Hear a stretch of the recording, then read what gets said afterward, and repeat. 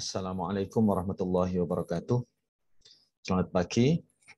Terima kasih kami sampaikan kepada Panitia Sunshine, khususnya Dr. Subandi, yang telah memberikan kesempatan kepada saya untuk menyampaikan satu topik, History of Neurointervention in Indonesia, Development and a Bright Future Promising Therapy.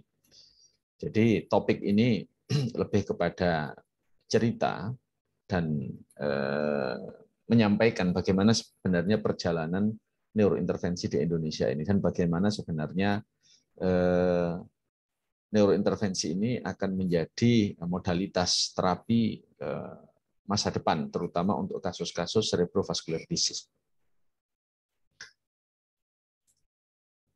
Nah, terminologi dari interventional neurology ini sebenarnya awalnya disampaikan oleh Dr. Corey, ya, itu tahun 1993.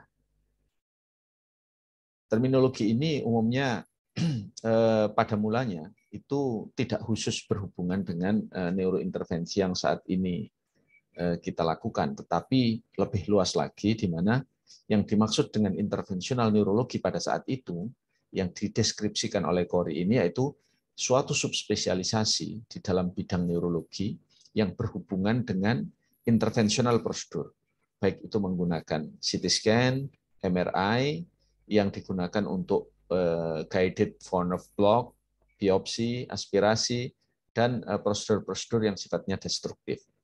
Atau interventional neurology juga berhubungan dengan prosedur intraarterial, termasuk carotid angioplasti, carotid thrombolysis, embolisasi, kemoterapi, dan blood-brain barrier modification. Kemudian interventional neurology juga mencakup neurosonologi dan kemudian juga elektromyographic guided prosedur, termasuk botulinum toxin injection, trigger point injection, nerve finder guided prosedur juga masuk dalam terminologi interventional neurology ini, sehingga terminologi ini sangat luas, ya, sangat luas. Baru kemudian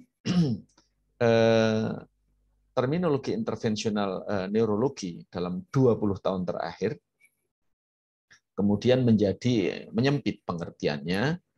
Di Amerika itu masuk dalam sebuah kategori endovascular surgical neuroradiologi, di mana di sini berkumpul 3 spesialisasi, yaitu neurologi, neurosurgery, dan radiologi yang mendalami, sehingga disebut sebagai endovascular surgical neuroradiology.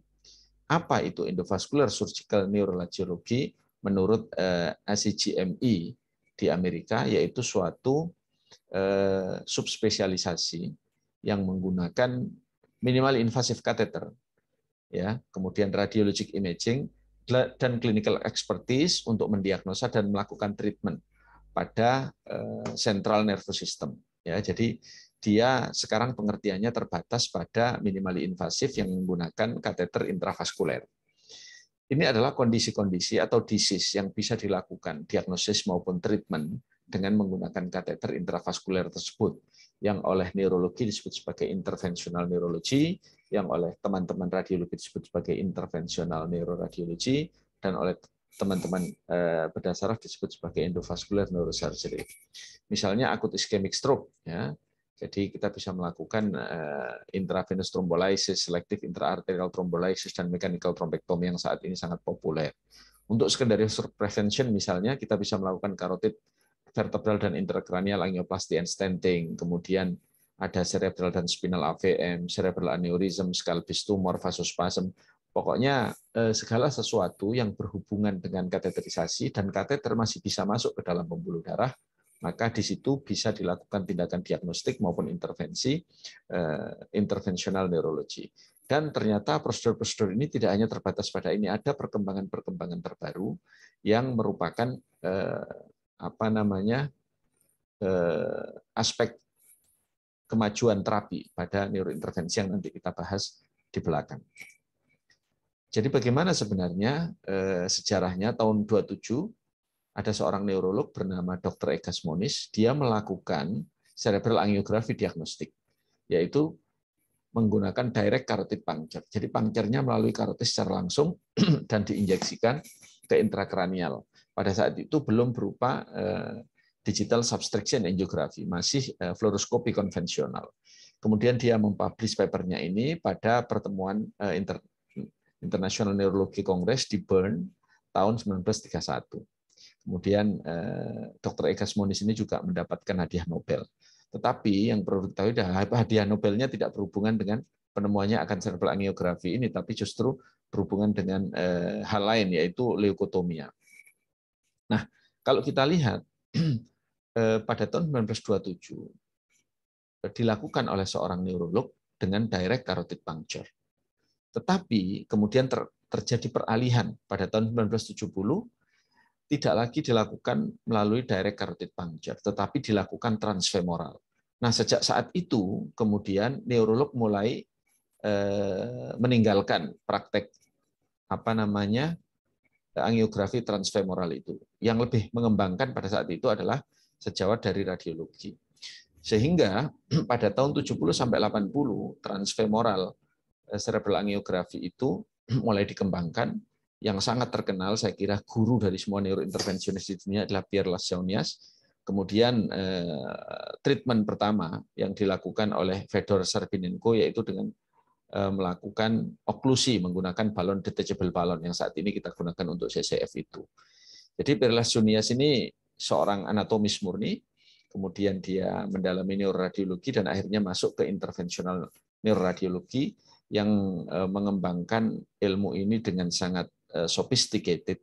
Dia berbicara tentang precise description of the vascular microanatomy, ya, terutama untuk skull base.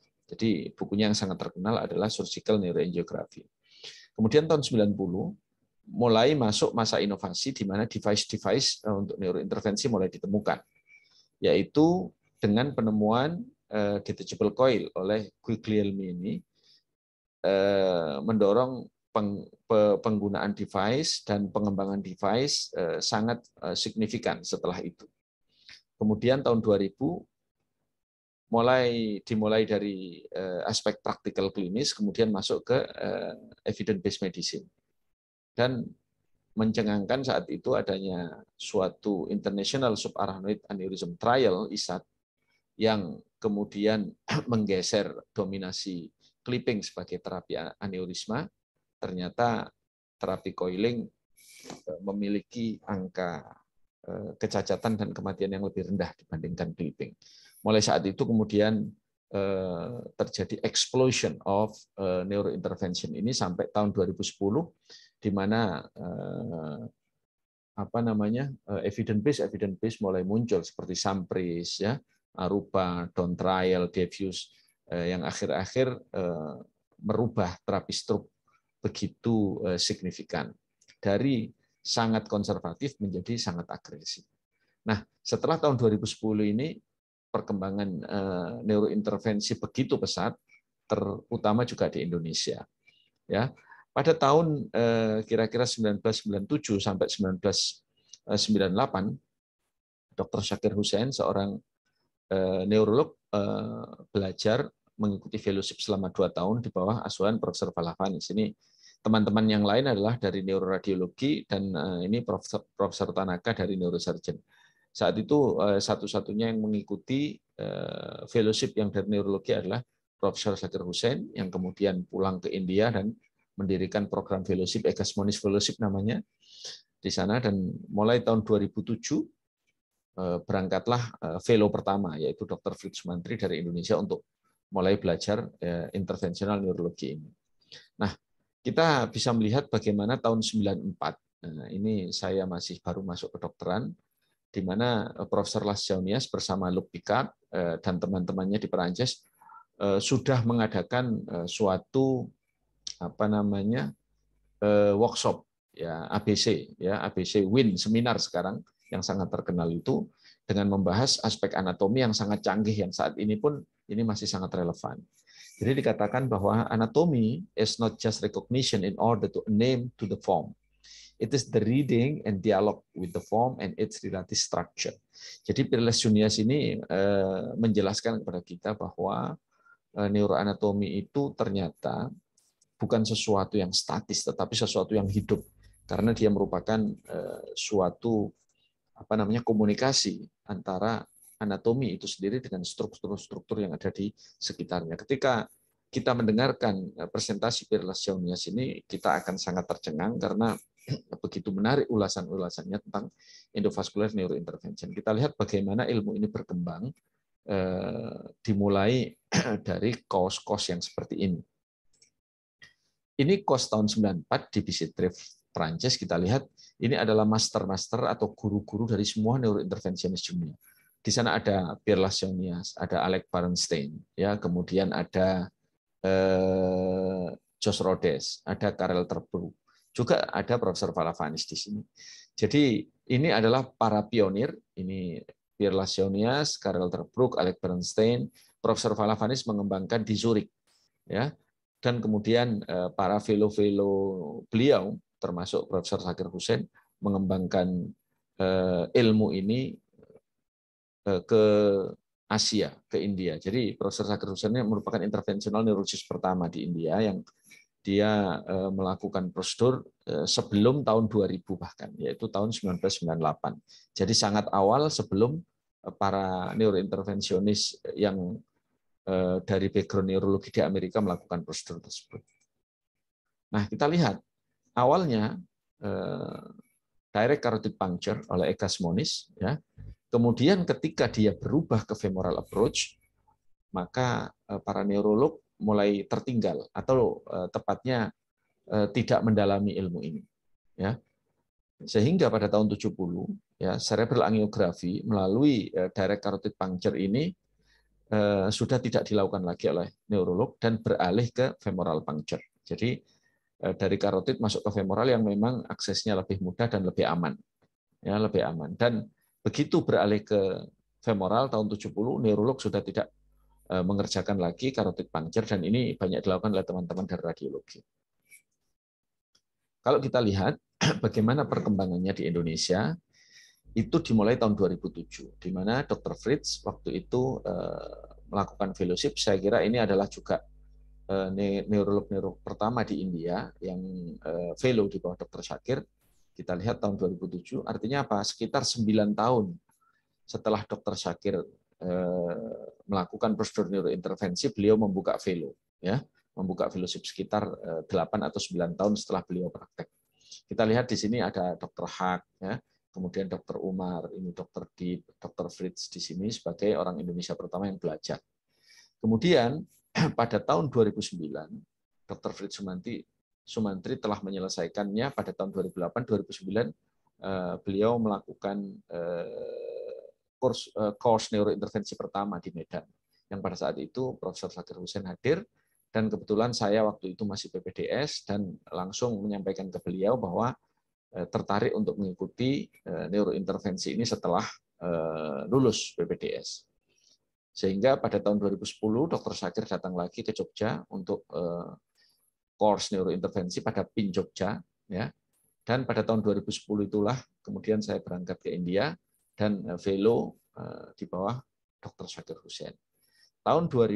Akhir tahun 2011 Desember saya pulang dan pada bulan Maret kita mengadakan workshop ketiga neurointervensi yang pada saat itu dihadiri begitu banyak peserta dan semakin banyak yang tertarik untuk mengikuti neurointervensi.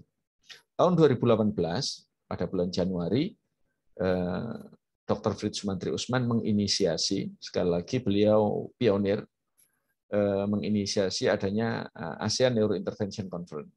Jadi ini merupakan kongres ANIA pertama tahun 2018 sebelum pandemi COVID, ya. Kemudian tahun 2019, bulan November, persis 1 bulan sebelum COVID dimulai, diadakan SNIF Functional Neuroanatomy Course di Bali. Ini juga berkumpulnya para alumni-alumni bukan hanya dari India, tetapi juga dari center-center lain, misalnya dari Korea, dari Cina, dan dari Vietnam. Kemudian tahun 2020 kita membuat konsensus nasional ini pada saat pandemi COVID masih berlangsung. Kemudian kita juga aktif di Mechanical Thrombectomy 2020 Plus di bawah SVIN, yaitu Society of Vascular dan Interventional Neurology di Amerika. kemudian kita terjemahkan ini, kemudian pada tahun 2002 ya, pada tahun 2022 jumlah neurointervensi di Indonesia sudah lebih dari 60, di mana kita memulai pendidikan neurointervensi tahun 2018, yaitu Indonesian Fellowship Program. Dimulai di Surabaya bulan Januari 2018, kemudian diikuti Jakarta dan Makassar. Dr. Putri adalah fellow alumni Indonesia pertama yang waktu itu alumni Surabaya.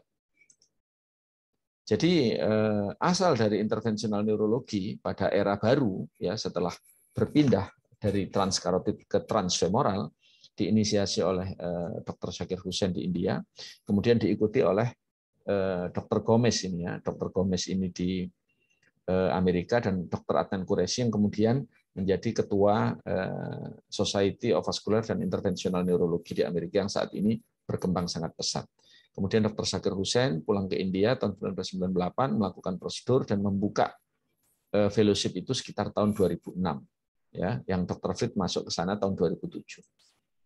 Ini adalah Dr. Fritz, fellow pertama. Setelah Dr. Fritz, kemudian diikuti oleh fellow kedua Dr. Hermanto, fellow ketiga Dr. Suwito, fellow keempat Dr. Yuwono. Ini fellow dari Iran. Kemudian ini dari fellow dari India sendiri. Ya, tahun 2008, kemudian tahun 2009 diikuti lagi oleh waktu itu Dr. Triwahyudi, kemudian Dr. Ashari, kemudian Dr. Tommy dan Dr. Rili. Saya sendiri menjadi fellow yang ke-10 dan tahun 2010 ya, mengikuti fellowship di Max Super Specialty Hospital. Setelah itu Dr. Konrad fellow ke-11 dan Dr. Subandi fellow ke-12. Begitu saya pulang, kemudian Dr. Subandi berangkat. Nah, jadi saya masih sempat bertukar uang rupiah dengan Dr. Subandi waktu itu. Nah, ini adalah kegiatan fellowship yang kita lakukan di India yang banyak sekali kita adopsi untuk pendidikan fellowship di Indonesia. Jadi seperti ini, kita di samping belajar di CAT Lab, kita juga belajar pada simulator, kita melakukan conference dan diskusi dengan fellow-fellow lain dari India dengan bimbingan dari Prof. Zakir Hussain. Ini adalah presentasi saya pertama pada saat itu, yaitu tentang femoral puncture, teknik femoral puncture, komplikasi dan sebagainya. Karena saya baru datang, maka yang paling mudah adalah presentasi tentang itu ditugaskan kepada saya.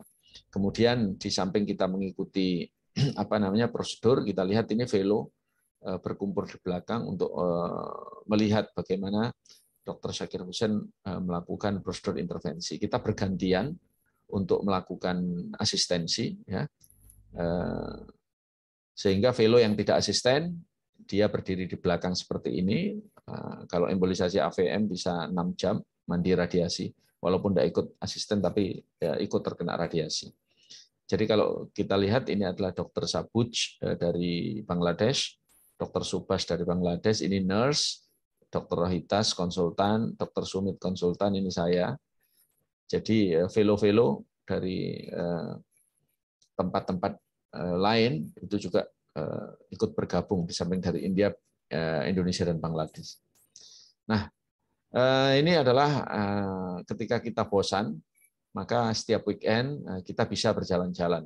Misalnya ini ke Taj Mahal, ini bonus saja, bonus dari pendidikan fellowship kita. Ini pada bulan Ramadan kita ikut buka puasa bersama di Jama Masjid. Ini Jama Masjid, masjid terbesar dan tertua di Delhi. Kemudian ini namanya Tulip Temple ya. Tulip Temple ini tempat beribadahnya orang Bahai ya, di New Delhi juga ya. Kemudian kita tidak bisa melepaskan diri dari Zurich. Karena Prof. Zakir Hussain alumni Zurich, maka filosofi yang kita pakai, filosofi yang kita pelajari dari Dr. Zakir Hussain adalah Zurich Philosophy. Di mana Profesor Valavanis setiap tahun itu mengadakan Zurich Course. Zurich Course yang terakhir tahun 2016, sebelum Prof. Valavanis purna tugas pensiun, alhamdulillah saya berkesempatan untuk hadir pada Zurich Course yang terakhir di sini pada saat itu, dan di sana dihadiri oleh para pakar-pakar dari dunia, salah satunya adalah Profesor Naidik ini. Ya, kita mendapatkan banyak sekali ilmu pada Zurich Course ini yang merupakan sebenarnya sumber mata air yang dibawa Dr. Zakir Hussain ke Delhi, dan dari Delhi dibawa oleh fellow-fellow ke Indonesia yang sampai saat ini dikembangkan dan diajarkan kepada fellow-fellow yang ada di Indonesia dan kepada para PPDS yang ada di seluruh center-center pendidikan di Indonesia. Kemudian ini adalah first ASEAN Neurointervention Conference tahun 2018, di mana Prof. Zakir Husain pada saat itu hadir dan dihadiri oleh teman-teman dari Filipina, ini dari Dubai ya, dan teman-teman dari Thailand, ini dari Filipina.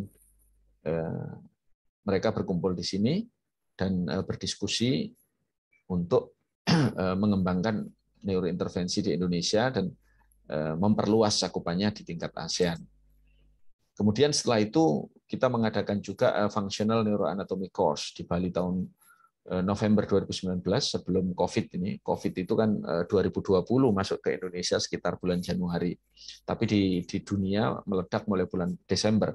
Di sini kita berdiskusi dengan sangat intens dengan fellow-fellow yang bukan hanya berasal dari India, tetapi juga dari Korea.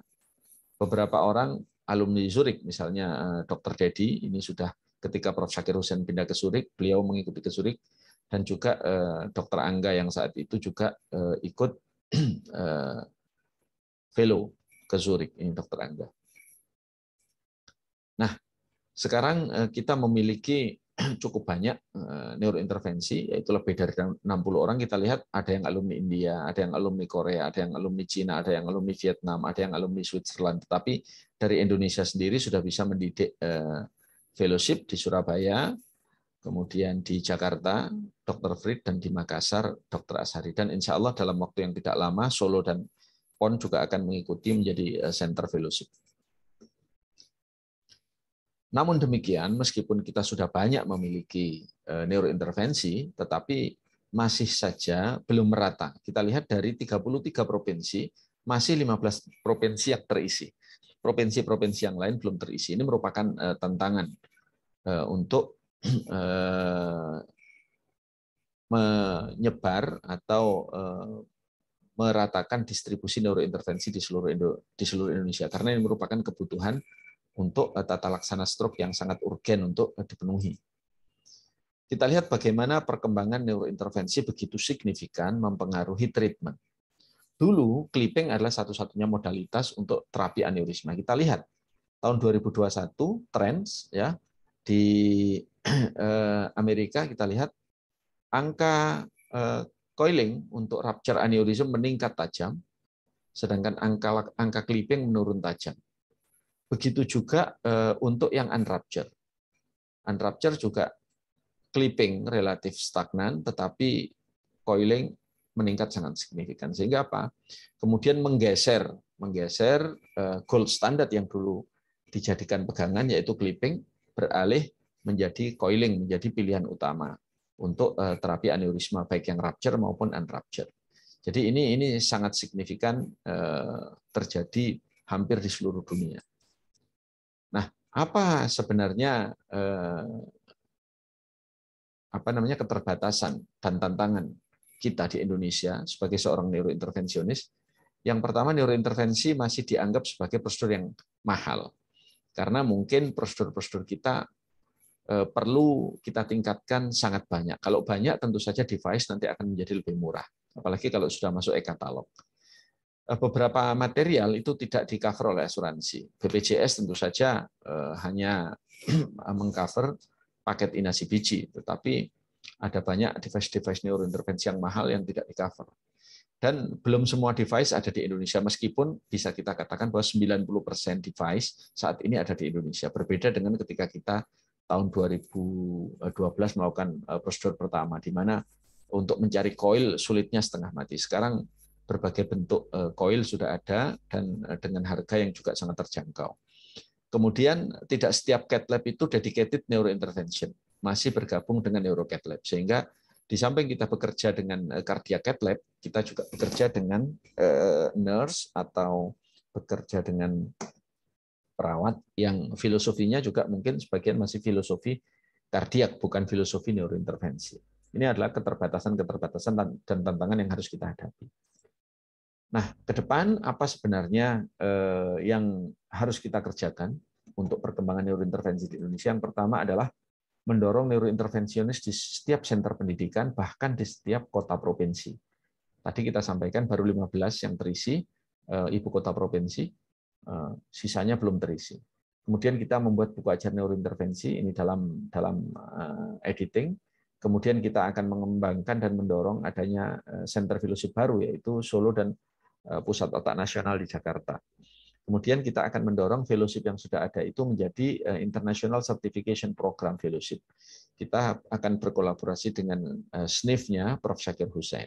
Sehingga nanti fellow-fellow itu akan memiliki gelar FINS dari SNIF. Kemudian pendidikan spesialis, terutama pada center yang telah teruji menjalankan program fellowship ini selama 2 tahun. Kalau fellowship ini selama 1 tahun, ini 2 tahun bergabung dengan neurovaskuler. Kemudian kita ingin menempatkan wakil-wakil di organisasi neurointervensi global seperti WFITN, SVIN, SNIF Global, dan sebagainya. Kemudian bersama PI Perdosi mengusahakan agar prosedur neurointervensi mendapat pembiayaan yang sesuai di JKN. Ini sudah kita lakukan berkali-kali rapat pertemuan dengan Kemenkes dan P2JK. Kemudian neurointervensi, Neurointervention Educational Forum. Kita ingin membuat setiap akhir pekan, dan nanti akan dihadiri oleh Prof. Zakir Hussain sebagai Direktur SNIF. Jadi ini adalah mimpi kita untuk mengembangkan dalam waktu yang tidak terlalu lama mungkin ke depan. Nah, apa yang baru dari intervensional neurologi ini? Perkembangannya, tadi kita tunjukkan tabel-tabel prosedur neurointervensi. Ternyata di samping prosedur-prosedur yang sudah jamak dan banyak kita kerjakan, ada prosedur-prosedur baru yang merupakan pengembangan ilmu pengetahuan neurointervensi ini. Misalnya pada SDH sekarang ada tempat untuk melakukan embolisasi pada middle meningeal artery yang dulu tidak terbayangkan ada. Kemudian ada venous sinus stenting untuk benign intracranial hypertension yang ternyata banyak disebabkan oleh adanya stenosis pada sistem venus atau sistem sinus, ya, baik itu di sigmoid sinus maupun di transverse sinus. Kemudian kita bisa melakukan transverse embolisation untuk kasus spontaneous intracranial hypotension yang saat ini mulai banyak terdiagnosa. Ya, mulai banyak terdiagnosa yang dulu sangat sulit treatmentnya. Ternyata sekarang kita bisa melakukan treatment melalui transvenous. Kemudian alat-alat untuk terapi aneurisma berkembang sedemikian rupa, mulai dari flow diverter maupun flow disruption. Ya. Kemudian endovascular treatment untuk hidrosefalus sekarang sudah mulai dikembangkan dan diuji cobakan pada pasien. Kalau dulu hidrosefalus harus memasang shunt dengan membuat burhole pada skull, sekarang bisa melalui transvenous. Nanti kita tunjukkan videonya. Dan perkembangan yang juga menjanjikan adalah stent root, di mana kita memasang stent. Yang stent itu merupakan suatu elektrode yang bisa digunakan untuk stimulasi berbagai kondisi pada kelainan di otak. Ya, ini pengembangan ke masa depan. Jadi kita lihat ini banyak sekali paper-paper atau artikel terbaru tentang middle meningeal artery embolization, ya, dan ternyata memang prosedur ini untuk kasus kronik SDH berulang sangat cost efektif, karena itu dianjurkan untuk dilakukan. Nah, dan sebentar lagi mungkin akan masuk sebagai salah satu evidence base karena banyak sekali penelitian-penelitian yang sedang ongoing. Kemudian venous sinus stenting untuk idiopathic intracranial hypertension. Jadi yang dulu disebut idiopathic saat ini tidak idiopathic lagi. Jadi lebih tepat menggunakan istilah BIH, yaitu benign intracranial hypertension, karena sudah bukan idiopathic karena penyebabnya diketahui yaitu berupa stenosis pada sinus. Ini adalah salah satu contoh bagaimana pasien-pasien yang mengalami benign intracranial hypertension itu mengalami edema papil, ya, kemudian juga dari MRA atau MRV ada penyempitan sinus, ya, kemudian bisa dipasang stent seperti ini dan akhirnya penyempitan itu bisa dibuka sehingga gejalanya bisa berkurang, ya. Kemudian untuk cerebrospinal fluid venous fistula yang menyebabkan intracranial hypertension itu bisa didiagnosa dengan menginjeksikan kontras di dalam cairan cerebrospinal atau kita sebut sebagai mielografi. Bisa dengan CT mielografi atau MR mielografi. Kita akan bisa mendeteksi adanya fistula di mana ada koneksi antara cairan cerebrovaskuler, cairan cerebrospinal dengan vena, merembes di situ yang menyebabkan tekanan intrakranialnya turun dan gejalanya adalah tinnitus, nyeri kepala, hearing loss, cognitive dysfunction. Jadi kalau ada gejala-gejala ini, hati-hati, jangan-jangan itu adalah suatu cerebrospinal fluid venous fistula yang diobati macam-macam tidak membaik kecuali dengan embolisasi transvenous. Nah, ini adalah case report yang sangat menarik tahun 2021 oleh Pedro Lilik, di mana endovascular treatment untuk hidrocephalus itu dimungkinkan, yaitu dengan cara apa? Dengan memasukkan kateter melalui IPS, inferior petrosal sinus. Kemudian di sana dimasukkan alat yang alat tersebut berada pada cerebropontine angel system, ya. Kemudian ini adalah sebelum prosedur, setelah prosedur, dan kita lihat cairan cerebrospinalnya sudah berkurang dilatasinya dibandingkan sebelum prosedur. Jadi ini merupakan terapi masa depan. Bagaimana itu dilakukan? Kita lihat videonya. Oke. Ya, jadi ini adalah IPS. Ini jugular vein, inferior petrosal sinus sampling, kemudian cerebropontine angel system. Kita masukkan guiding catheter, masukkan wire, ya. Kemudian ini kita masukkan kateter berikutnya. Setelah itu distabilkan di sini supaya stabil, dipasang stent, baru kemudian dilakukan puncture, ya. Dilakukan puncture pada IPS menembus dura mater. Menembus dura mater. Kita lihat ini puncture-nya. Menembus dura mater, maka terjadi komunikasi sekarang antara sisterna dengan intravaskuler. Ketika terjadi komunikasi antara sisterna dengan intravaskuler, maka kalau terjadi hidrocephalus tekanannya tinggi, maka dia akan masuk cairan cerebrospinal itu ke dalam intravaskuler. Ya, ke dalam intravaskuler. Kemudian ini diambil lagi alatnya, kemudian ini berupa shunt ini ditinggal di sini. Maka ini serupa dengan VP shunt, di mana terjadi shunting antara cerebropontine angel system dengan intravaskuler. Jadi ini ke depan mungkin akan berkembang sangat pesat. Oke. Kemudian Pedro Lilik mengatakan bahwa dengan teknik ini merupakan komunikasi antara cairan cerebrospinal dengan pembuluh darah. Jadi ini merupakan pencapaian yang sangat luar biasa. Kemudian ini juga bisa menjadi solusi untuk melakukan treatment untuk problem non-vaskuler dengan endovaskuler. Nah, di situ juga bisa dimasukkan nanti akhirnya gen terapi, brain stem cell, atau segala sesuatu yang bisa dimasukkan melalui transdural. Jadi ini merupakan pintu masuk untuk berbagai penelitian berikutnya. Ya. Kemudian apalagi stent root, kita lihat bagaimana stent root ini bekerja, yang juga sangat memungkinkan teknologi ini di masa depan. Spinal cord injury, stroke, limb amputation, and motor neuron disease, or ALS, may all cause paralysis, or even loss of the ability to speak. The stentrode is a neural interface designed to overcome paralysis by creating a digital bypass from brain to assistive device. An investigational device, the stentrode is inserted via a catheter into the jugular vein and maneuvered into the brain without the need for open brain surgery. The sensors are built onto a self-expanding stent that engages into the wall of the vein and which is designed to maintain blood flow. Over time, cells may gradually grow over the sensors and incorporate them into the tissue. The sensors are placed immediately adjacent to the control center in the brain, known as the motor cortex. The patient may be paralyzed, but their motor control center can still be activated simply by thinking. The system is designed to transmit these brain signals out of the brain out of the vein and into a unit implanted under the skin in the chest. This unit is programmed to pick up brain signals continuously, and when connected to an external receiver, may send them to a computer. The command center in the brain is now directly connected to software, and the patient would attempt to train their brain for direct operating system control by thinking. Direct brain control of a mouse, a keyboard, exoskeletons, and even vehicles may become possible. Technology to restore independence. Synchron's neural interface technology. Jadi ini merupakan pengembangan endovascular treatment di masa depan ya, walaupun sekarang masih berupa konsep, tetapi kemungkinan itu sangat terbuka.